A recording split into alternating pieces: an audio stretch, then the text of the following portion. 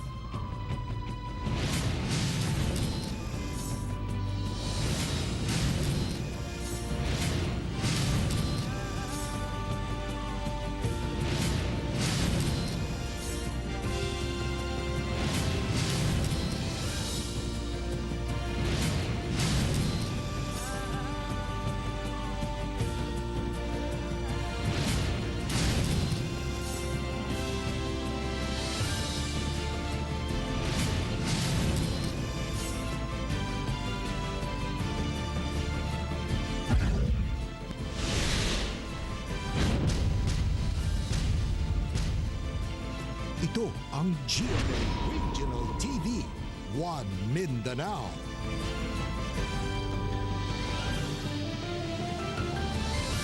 May hapon Mindanao, kini ang GMA Regional TV 1 Mindanao. Hatod namang pinakadagkog, pinakalaing balita sa Mindanao. Ako si Teco Campo.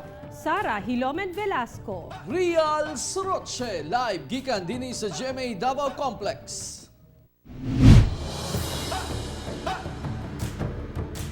Gibutyag sa Department of Agriculture nga walay shortage sa supply sa karneng baboy sa rehiyon. Apan ang pangutana, nganong misaka man ang presyo nini? Sayron ta, pinaagi nining report. Sigon sa Department of Agriculture, bastante kuno ang supply sa karneng baboy sa rehiyon ug walay angayang ikabalaka nga masusama ang Region 11 sa kauluhan kung asa ang ubang palengke gamay na lang ang nagapamaligya og karneng baboy kay naglisod sa kakuhaan og supply. Matod sa DA Region 11, daghang lugar sa rehiyon ang naigo sa ASF. Gani sa kinatibukan, lapas 40,000 na ang mga baboy nga gipangpatay. Apan dili yapon kuno kini makaapekto sa supply sa rehiyon. Yung availability po no ng pork meat dito sa atin is tawag diyan sapat siya at hindi pa talaga natin kinailangan pa talaga ng yung katulad sa Manila na mag-import from other areas para mag-supply sa Davao region. Hinoon, duna may mga ayuda nga gihatag ang DA11. Ingon man ang mga nagkadayang LGU ngadto sa apektadong mga hog raisers. Sa indemnification report sa ahensya, 106.4 million pesos na ang nahatag sa mga hog raisers sa Davao Occidental, 22.2 million pesos sa Davao City ug 5.4 million pesos sa Davao del Sur. So ang mga local government units, others are though hesitant sila at the beginning, but later on they started to realize na this is for the benefit of the whole industry. So wala kaming problema with the support of the local government units. Pero kung bastante ang supply, ang pangutana, nganong misaka man ang presyo sa karneng baboy nga ginabaligya karon sa merkado. May mga ano lang rin talaga na to maintain yung skeletal force doon sa mga slaughterhouses no at saka yung mga ano is na nakukulangan yung I mean mas makonte yung ma-produce because of sa COVID lang rin ng mga pandemic, and of course yun lang rin po talaga, more on law of supply and demand lang rin po talaga. Kauwan si Melchor Awing sa kamera, ako si Real Suroche para sa One Mindanao. Tungod sa kakulang sa supply sa karneng baboy sa Zamboanga City, gipalig-on ang swine dispersal program para sa mga backyard hog raisers sa syudad. Matod sa City Veterinarian's Office, ubot sa mong programa sa Department of Agriculture, manghatag sila og usa ka babaeng buhing baboy ngadto sa mga benepisyaryo aron alagaan hangtod manganak. Kinahanglang duha ka babaeng baboy ang ibalik ngadto sa City Veterinarian's Office aron ihatag na sab sa ubang benepisyaryo sa programa subay sa rekomendasyon sa barangay. Nagapanghatag sab sila og tambal, bitamina ug ubang panginahanglan sa pag-alaga og baboy. Ana sa 3,000 ang benepisyaryo sa programa nga miabot na sa mga komunidad ug barangay sa Zamboanga City. Sa karon, 270 pesos per kilo ang baligya sa karning baboy sa mga palengke sa Zamboanga City. Magbibigay po kami ng piglet na babae. And then, yung recipient po, siya na pong mag-raise nung binigay naming piglet. And then up to mga anak po siya.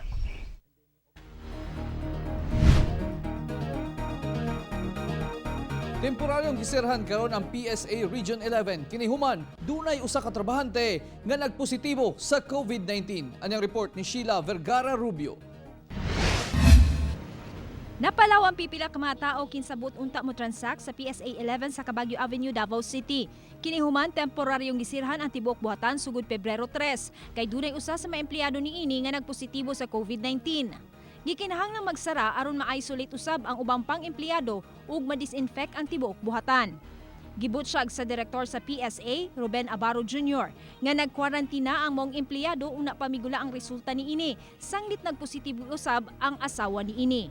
We have a standing request sa City Health Office nga unta kung pwede magkaroon o swab test sa mga staff para ma-ensure nato ang safety sa mga clients nato nga nag-aari sa opisina. Agdon pa sa PSA ang tambag sa City Health Office kung mga briba sila sa Lunes. Ilabi na kung gikinahanglan pa nga i-swab test usab ang ubang empleyado sa PSA. Kahinumduman nga sagad sa kaso sa Davao tungod sa pagtakod-takod sulod sa mga trabahoan.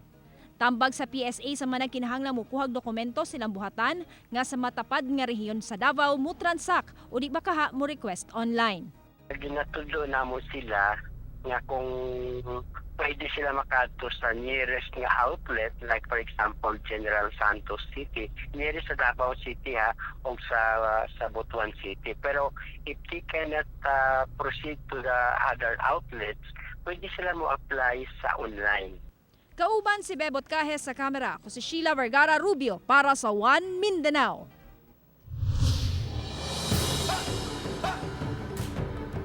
Lima kasakop sa New People's Army patay sa engkwentro tali kasundaluhan sa boundary sa Lanao del Sur ug Bukidnon. Ani ang detalye. Patay ang 5 kasakop sa NPA sa Bukidnon ug Lanao del Sur human na engkwentro sa kasundaluhan sa 4th Infantry Division. Nakuha asab ang nagkadiyang armas ug atusan ka mga bala, ingon man mga subversibong dokumento.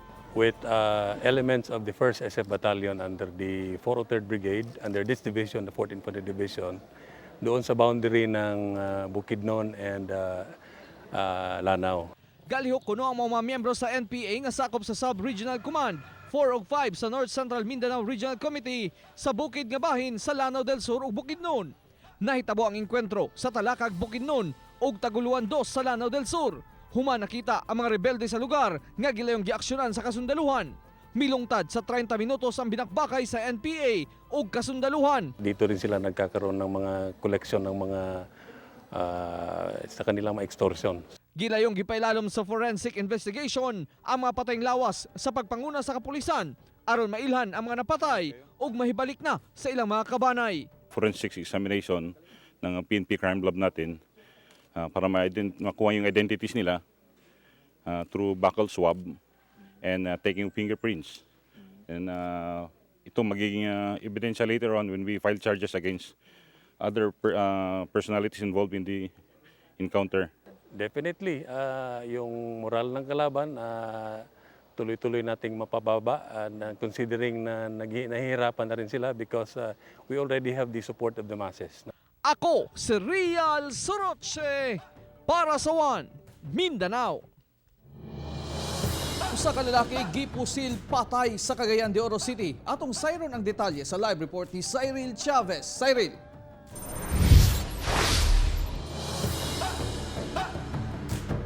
Real ang maong biktima kanhi na matud pa na priso tungod sa pagkalambigit niini sa illegal nga droga. Dead on the spot ang biktimang si Benvenido Nedera alias Aying, 45 anyos, Human gipusil sa wala mailhing sospek sa Purok 3, Balok-Balok, Barangay Puerto, Cagayan de Oro City.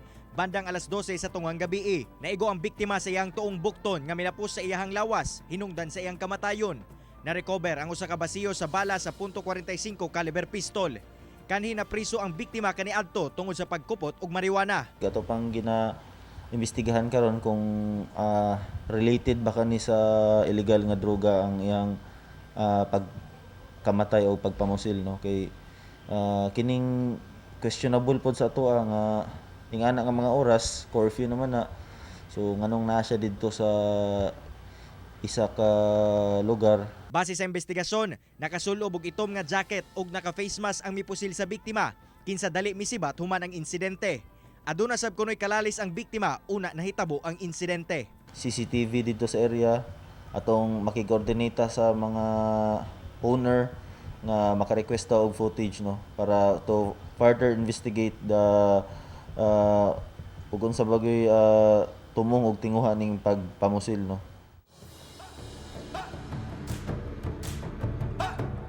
Real na nawagan karon ang otoridad ngadto sa publiko labi na sa mga individual nga aduna impormasyon ba sa biktima ug sa mga nakabangi niini una pa man hitabo ang insidente nga makig-alayon sa kapulisan aron sab makatabang nga matagaag kasulbaran ang maong kaso. Real. Okay, daghang salamat Cyril Chavez.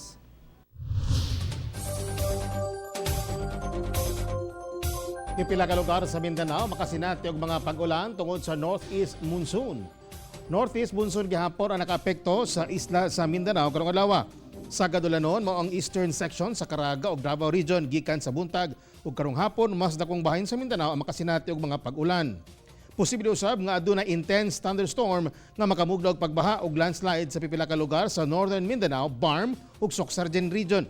Apan pagkagabi laumang makunuran ang pag-ulan sa Mindanao. Karong adlawa adunay mga pagdagom na sinati dito sa Caraga Region o inubanan nga adunay hinay mga pag-ulan epekto sa maong hanging amihan kon northeast monsoon.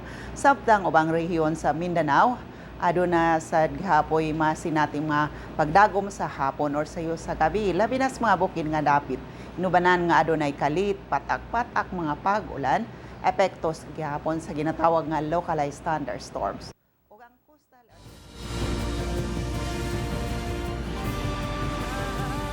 Ito ang GMA Regional TV, One Mindanao.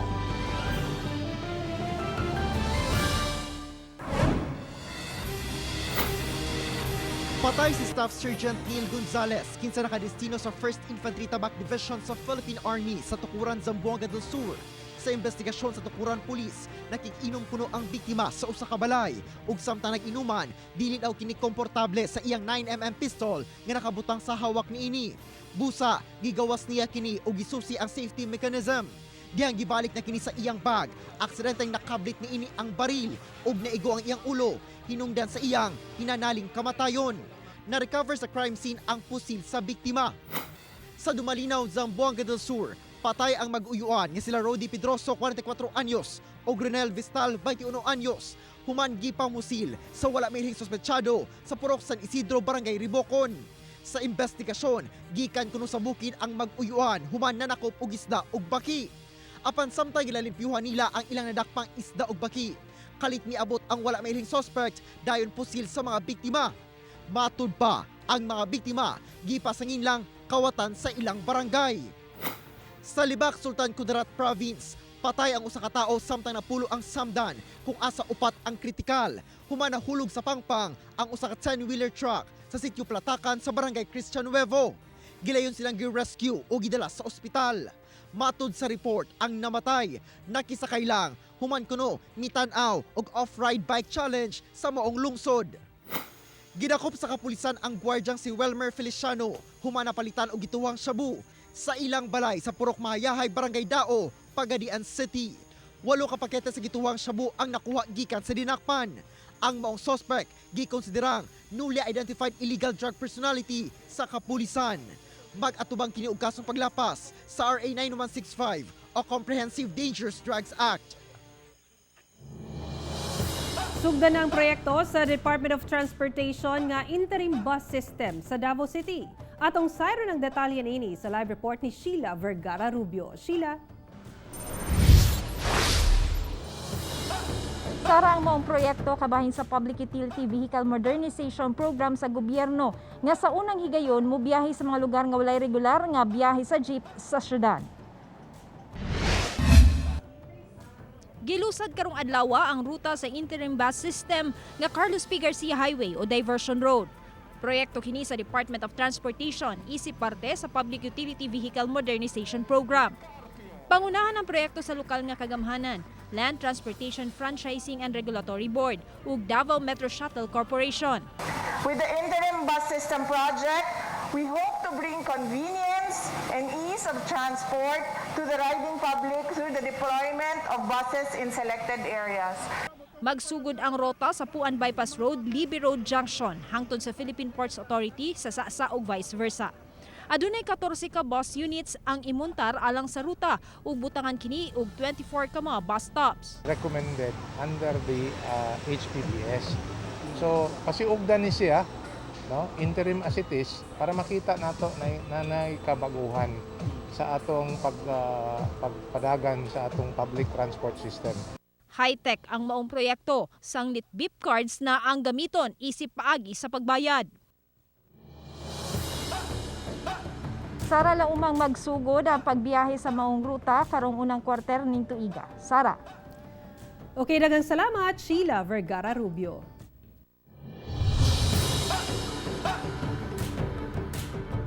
Highway Patrol Group, LTO ug uban pang law enforcers ang nagpahigayon og one-time big-time operation sa Cagayan de Oro City sa mga malapason sa balaod trapiko. Dugang detalye sa report ni Cyril Chavez. Wala kayo dalang lisensya. Bawal ka mag-drive sa National Highway. Inaanak ka, magilakila ka. Wala. Sira, nag-implement lang mi. Nadakpan sa personahe sa Highway Patrol Group kining si Tatay Basilio Langbid, human nga nagmaneho og sakyanan sa National Highway nga wala di ay lisensya. Kahilakon pa si Tatay, sanglit sa kakulba nga iyang gibati. Aminado manoon siya nga bawal ang iyang gihimo apan napugos ra kuno siya og drive, sanglit wala ang iyahang anak. Kabalo man ko, sir. Sorry lang kayo, ngayon lang kong sorry ba. Hindi na lagi kumotro. Ginakup usab kining driver sa pick-up tungod sa gigamit ni ining LED bar light sa iyang sakyanan nga hugot ginabawal. Buot unta sa otoridad nga buakon kini apan mihangyo ang driver sanglit dili iya ang maong sakyanan.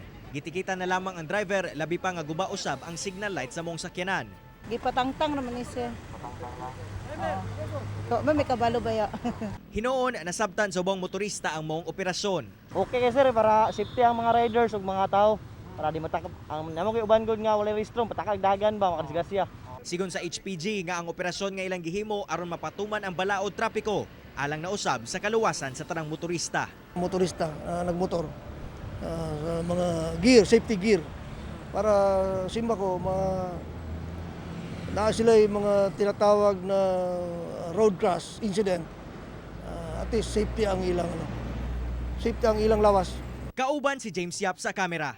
Ako, si Cyril Chavez para sa One, Mindanao. Davao City Bulk Water Project laumang makahatag na og dugang supply sa tubig sa syudad karong tuiga. Dugang detalye sa report ni Jandy Esteban. Gipaspasan na og trabaho ang Davao City Bulk Water Project sa usa ka pribadong kumpanya ug Davao City Water District.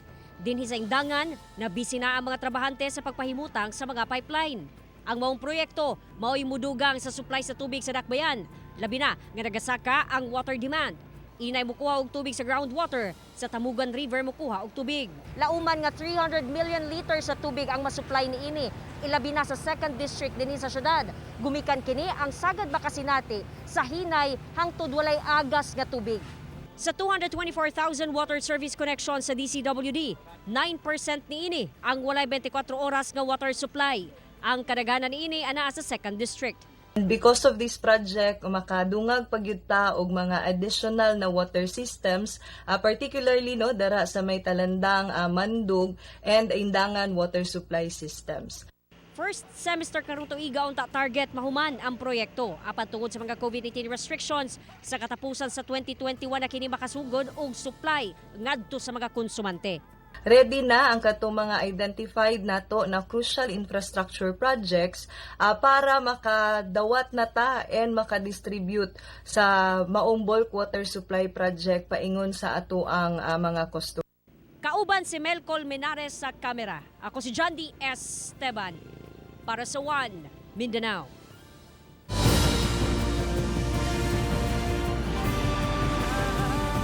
Ito ang GMA Regional TV, One Mindanao.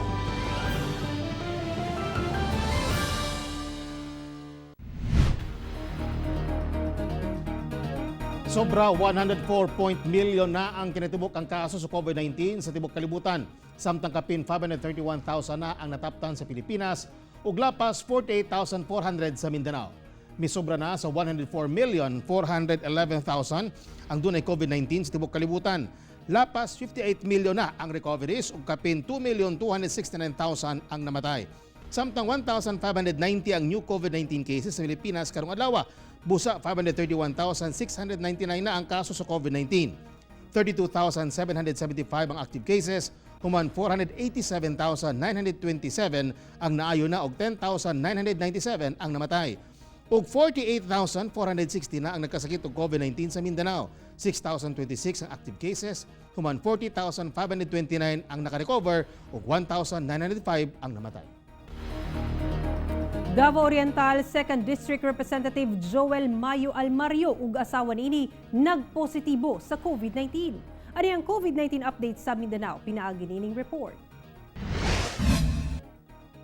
Pinaagi sa social media, gikumpirma ni Davao Oriental 2nd District Representative Joel Mayo Almario nga nagpositibo siya ug ang iyang asawa sa COVID-19.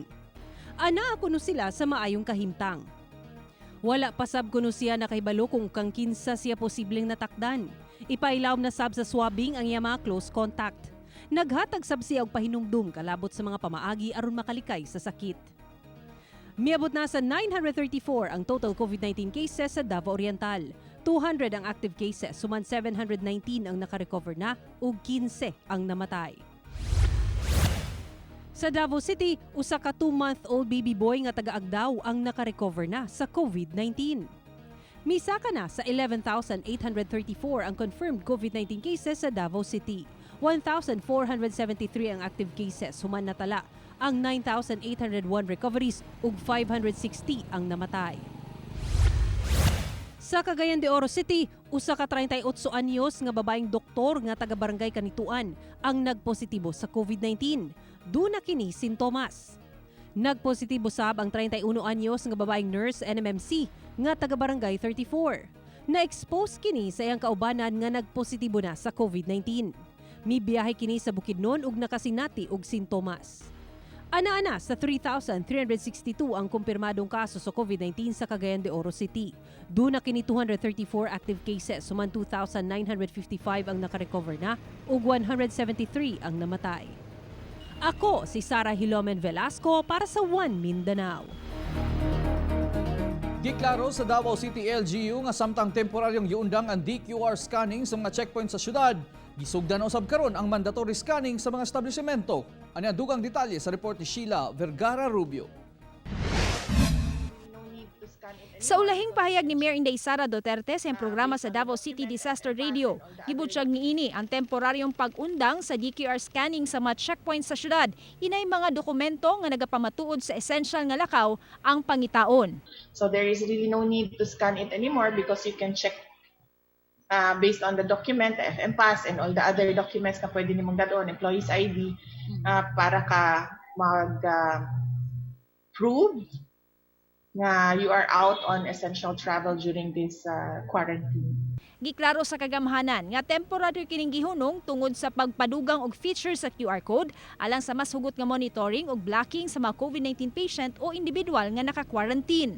Temporary lang na siya kay murag naalang tay idungag no nga feature nga makit-an sa ato ang mga taga-checkpoints kung ang isa ba ka individual or isa ka person kung allowed ba siya magawas, meaning kung COVID positive ba siya or on home quarantine siya, makita nila.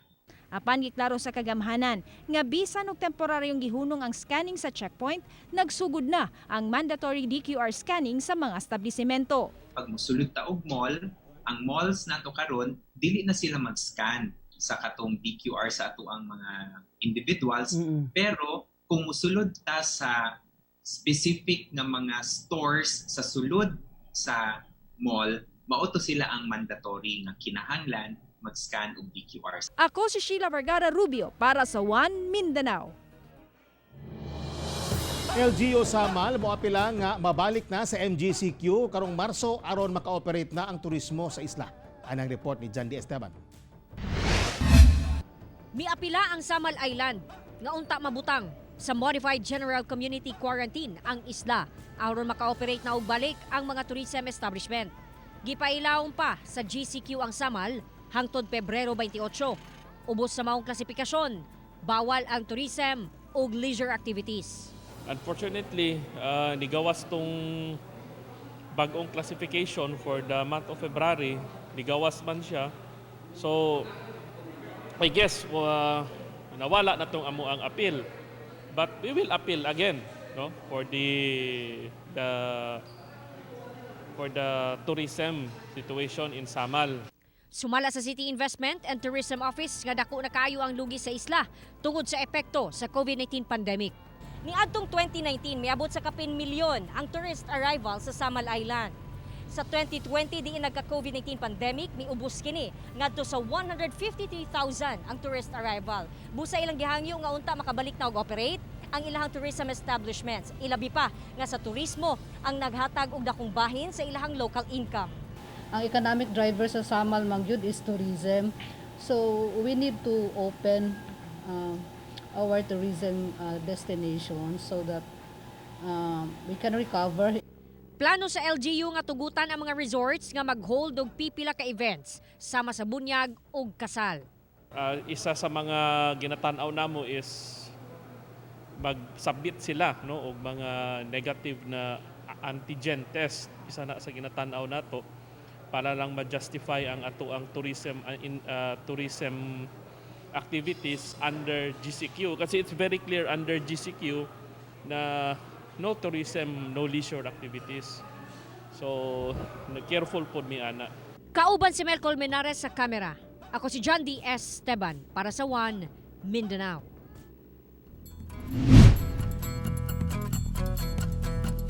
Saluduhan ta kining pipila ka Davaoenyo nga nangita og paagi aron mauli sa tag-iya ang ilang mga nakit-ang butang. Ani ang detalye. Humana ka kita sa dalan og ATM cards ug salapi nga 1,100 pesos. Gilayong miadto sa GMA Davao Station si Maclin Maong aron mapanawagang mauli kini sa tag-iya. Natagak sir nga kusumayang dagan overtake siya sa kuha. Nagmotor siya. Human sa pipila ka oras, nakontak namo ang tag-iya nga si Miguel Gancio. Kinsa nagpasalamat gayod sa nakakita niini. Samtang gihatod usab sa GMA Davao Station ni alias Marvin ang mga tseke o passbook nga nakita niya sa dalan sa Shrine Hills, Matina, Davao City. Nakumpirma, gipanang-iyahan kining sa usa ka Ramon Angeles, kinsa mi-claim kilayon niini. Hindi ko rin alam dahil passenger ako may driver ako Inatid ko anak ko sa Monte Ridge.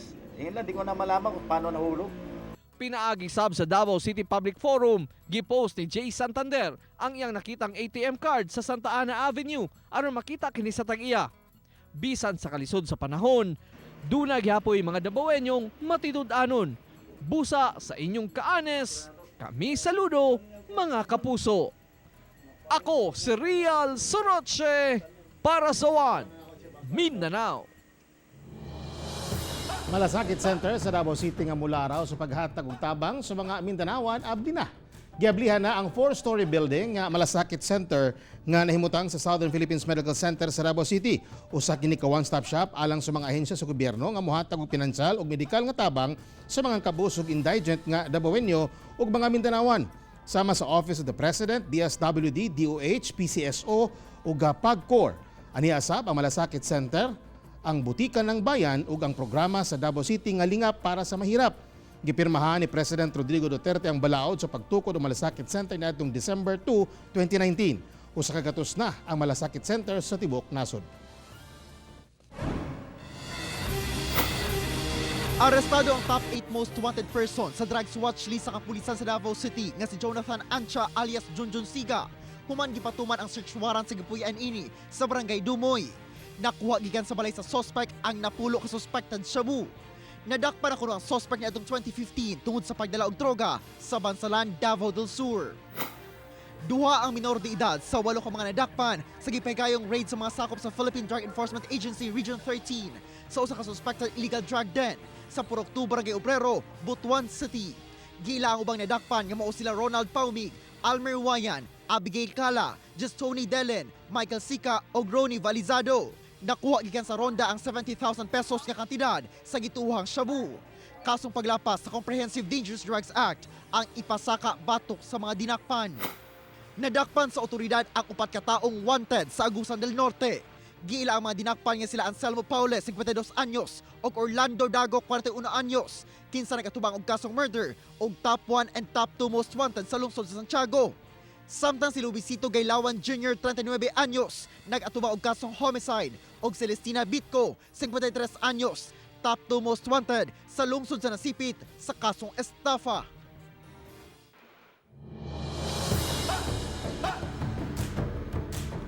Mga kapuso, way puwa sa among paghatod og balita. Bisitay ang www.gmaregionaltv.com ug mag-subscribe sa official YouTube channel sa GMA Regional TV. Busa mga kapuso, ayaw paulahi sa mga dagkong balita sa nagkadaing rehiyon sa nasod, subscribe na. Ug mo kadto ang maulahing balita sa Mindanao karong adlawa. Ako si Rial Soroche. Daghang salamat sa inyong kanunay nga pag-uban kanamo matag adlaw. Ako si Sara Hilomen Velasco. Tungod ang mga balita sa atong palibot, importante alang kanamo. Kini ang GMA Regional TV 1 Mindanao. Teko Campo, buong puso para sa Pilipino.